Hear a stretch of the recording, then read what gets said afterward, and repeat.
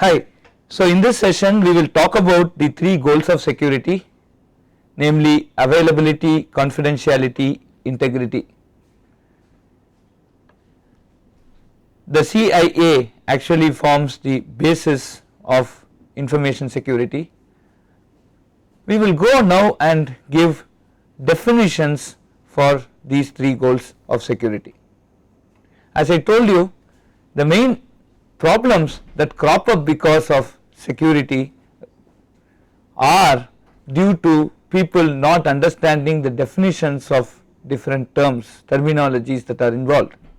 If you have a very good understanding of the terminologies, then information security as a problem is half solved or more than half solved.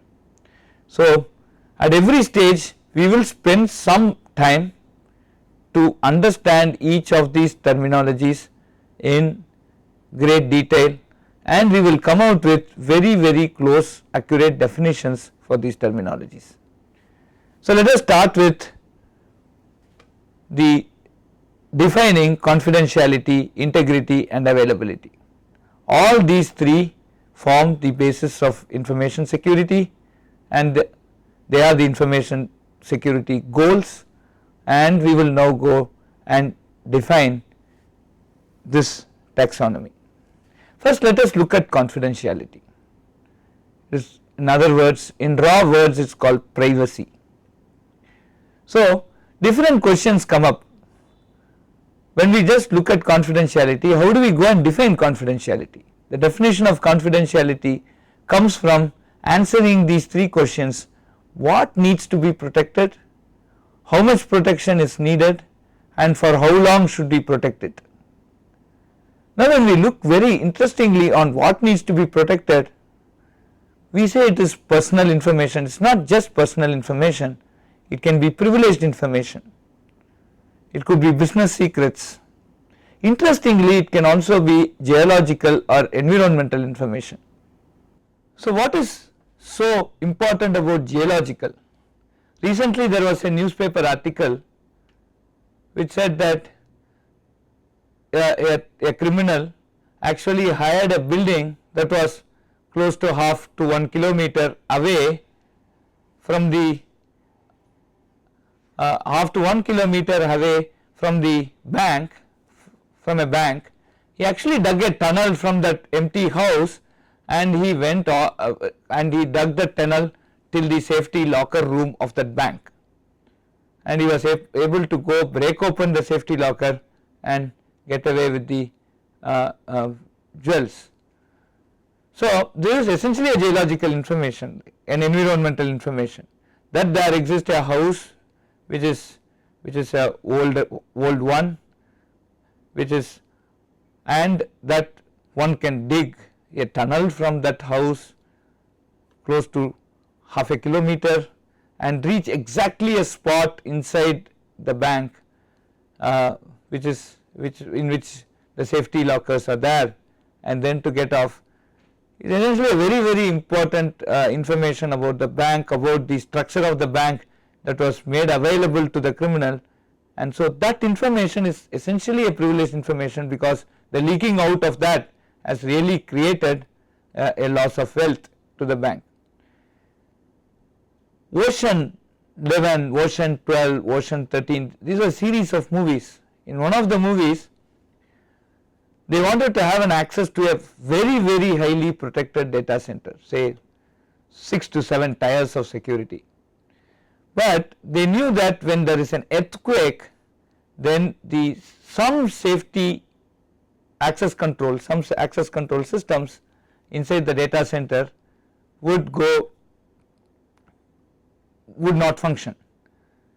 So they actually use an equipment, the criminal actually in that movie uses an equipment which will simulate an earthquake, and the access control systems within the data center actually stops working for 6 minutes, and within this 6 minutes they enter into the data center. So this is again a very interesting example. Though it is a movie, it is a good example of geological information. So even these informations are to be protected in the interest of the institution. The next question comes up is how much protection is needed and for how long is the protection needed. Now let us look at the different threats to confidentiality. A hacker, an user with malicious intent, an unauthorized user with a malicious intent is how we define a hacker. He is a threat to the confidentiality. The other thing is masquerading. I can mimic an authorized user, come into the system and steal information from the system. Any unauthorized user activity, he is an authorized user but he is doing an activity which he is not supposed to do, is also a threat to confidentiality. He is trying to access a file for which he does not have privileges. Unprotected download files. In one of the early lectures I did mention about mega upload, where people did upload files but along with malware. So these files, when they are downloaded and you open them, so you install the malware in your system. If you go and ask the system who installed, it will say the user yourself has installed but without your knowledge, and that malware can essentially steal information from your system. The local area network itself is a threat to confidentiality, because this is how the first exposure of a system to a neighboring system is through the local area network. So securing the local area network itself is very important for maintaining confidentiality. And of course the Trojan horses. The Trojan horses are some backdoors by which you can steal information. One very interesting example of a Trojan horse was that of a database which was a very popular database, and in which the backdoor or the trap was that in any installation, if you enter the username as politically and password as correct, it gave an admin privilege to whoever enters this username and password. And this was found after 7 years of deployment of commercial versions of the database, and it was a very, very important vulnerability, and it is a Trojan which was done by the programmer.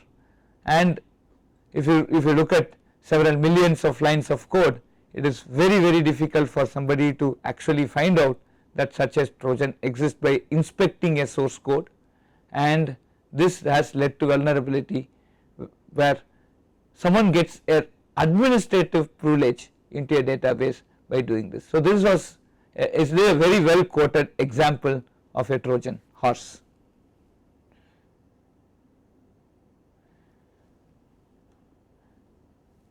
The next aspect, we have some idea about what is confidentiality, and now we will go and look at the next aspect of the CIA, which is integrity. What is integrity? I need some trust on the data. This data is correct, this data is accurate, this data has come from a known source, this data has come from a reliable source. I can rely on this data for its accuracy and authenticity. This type of feel is basically what we term as integrity. So integrity is actually defined as the protection of the system, the data from intentional, accidental or unauthorized changes. The main challenge in integrity is the data should be maintained in the state the users expect it. It's not the expectation, it's not the value of the data, it's not just the value of the data, it is the format in which the data needs to be stored. It is also that the data should come from a reliable source. It is also that the data should not be accessed by unauthorized people. All these constitute this integrity, and all this is what the users expect the data to be. So maintaining data is not the values but also who accesses it, who can manipulate it. All this comes under data maintenance, and that all dictates or that all defines the integrity of the data. Although many of the security programs cannot improve accuracy of data, but it can help to ensure that any changes to data are intended and correctly applied. The integrity assures prevention of frauds and errors. So, now what is the basic principles of integrity? How can I get this integrity? One of the fundamental principle is, two principles are need to know and need to do basis. An user, when he enters the system, he necessarily need not know all the things about the system. For example, if I am a user, I need not know what the configuration of the system is. I need not know what the sysadmin password is, for example. I as a user need to know only my password, and I should be able to access only my files. And I as a user, I need to do only some basic things. For example, I may not go and reconfigure or format a file system. As a user, I am not supposed to go and format a file system. So, for every user, there is something that he needs to know, and there is something that he needs to do for a given functionality. Now, integrity can be ensured in a system if you go and make this policy rigorous on every user. You go and say this is what he needs to know and this is what he needs to do. You should not do something more than that. You should not know something more than that. And this is something which will make your which will help you a large way to maintain integrity of the information that is stored in your system. Now, when we are talking about integrity, we need to maintain balance between security and productivity. So, when I try to go and say implement this need to know and need to do basis very rigorously, one of the thing is, for example, I go and say that every 1 minute the person who is sitting in front of a console should give a fingerprint biometric based authentication that he is indeed the person who is sitting. So one cannot move from the system, and somebody else should not use the same system with the same login and password. So at every 30 seconds or 1 minute, I want every user to authenticate in the system they are sitting that they are indeed sitting using a biometry. Now biometry will take at least some seconds to authenticate. So what happens is, this is a very rigorous security. So in a one full day of say 9 hours of working time, this fellow will be authenticating for say 6 hours. So every 30 seconds he is going to spend say 10 to 15 seconds on authenticating himself. So he will be doing more of authenticating himself rather than doing the work of the company. So essentially, if you start putting rigorous security measures, then your productivity essentially goes down. The other important thing which we will be discussing more detail towards the end of this session is about segregation and separation of duties. So for example, let us talk about entry and authentication. I enter into a system using my username, and there is a password, and the password is done by the authentication. My password is authenticated. Now, who is going to allow me, who is going to give me the entry key? The sysadmin creates the account. So he is responsible for the entry, and who authenticates? So for the authentication we need a password. The password is set by the user. So the duty of a system administrator is to give you a login. The duty of the user is to have a very strong password. So there is certainly a segregation and separation of the duty of who is going to create the entry and who is going to create the authentication. So this is one segregation. We will talk more about the segregation as we proceed in this lecture. The next part is the rotation of duties.